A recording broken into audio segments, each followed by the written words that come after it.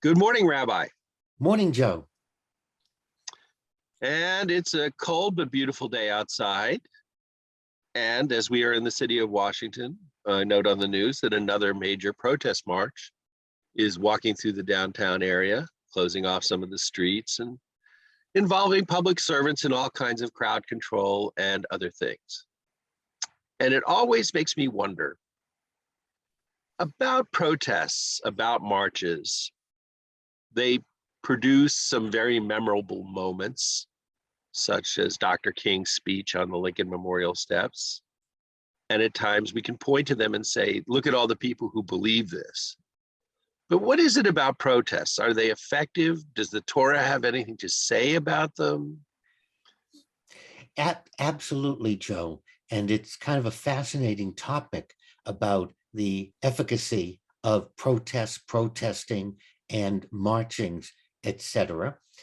The Talmud talks about tikkun olam, fixing the world, making the world a better place. And it's a really neat concept that has been taken out of context and made really ineffective by several of our religious movements. And so let's start with the rabbis who brought up the concept of correcting the world, fixing the world to make it a place that's suitable for all people, that everyone has a fair chance, that no one goes hungry, everyone gets medical care.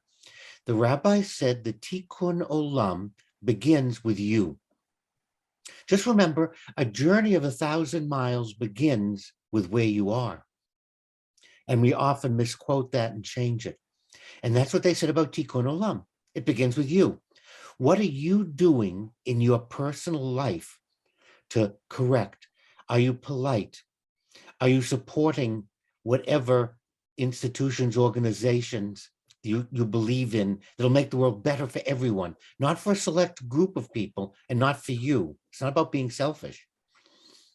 And the rabbi said, okay, think of it as a target of rings. You're at the center. You do in your own environment, in your home. Next, it's outside your front door. Next, it's your neighborhood. You keep expanding what you're doing until either you're dead or the goal is accomplished. You don't start with the outside ring. You don't start across the planet. And this is where a lot of our institutions get a lot of publicity, and they promote what I think of as Miss America. When I grew up and we watched Miss America always made these great things. She was going to save the porpoises. She was going to stop the asteroid from hitting the Earth. She always had these big grand things that couldn't be done or would require so much everybody that wasn't reasonable. They never got up and said, this is what I am doing. I'm saving on electricity. I save on water. This is what I do.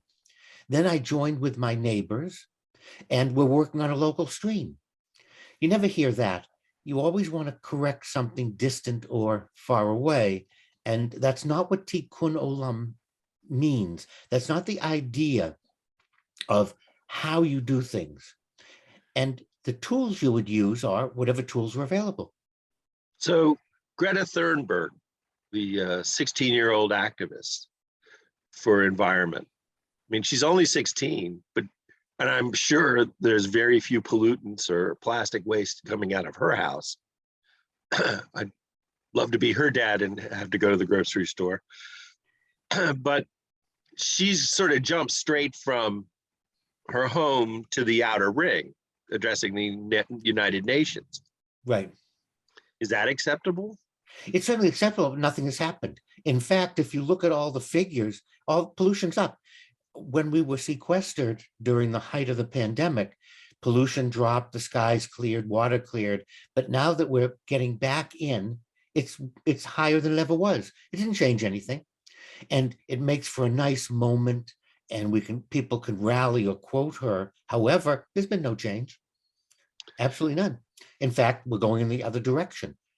The climate is warming. We're producing more garbage. The plastic in the ocean whatever they call that swirling plastic circle is growing larger. So that was very nice and didn't do any good. And I think you've introduced another piece is me. Oh, I feel great. I gave a speech to the UN. Okay, makes me feel good. But maybe, and it's much harder being a community organizer and organizing cells or groups all over countries and the planet so that each of those groups works on their community. I'll just put that out. It hasn't worked. Didn't do anything. And So it can't be just lip service. You have to back it up. you have to do right. The goal being, if I can get publicity, if I can get on television, if I can have a march, it'll influence or change people's minds. But we know that we as human beings don't change because your mother said, don't run with scissors. Or Sister Margaret Ann said, stop that, Joseph. You're never going to amount to anything. And we realize it doesn't work.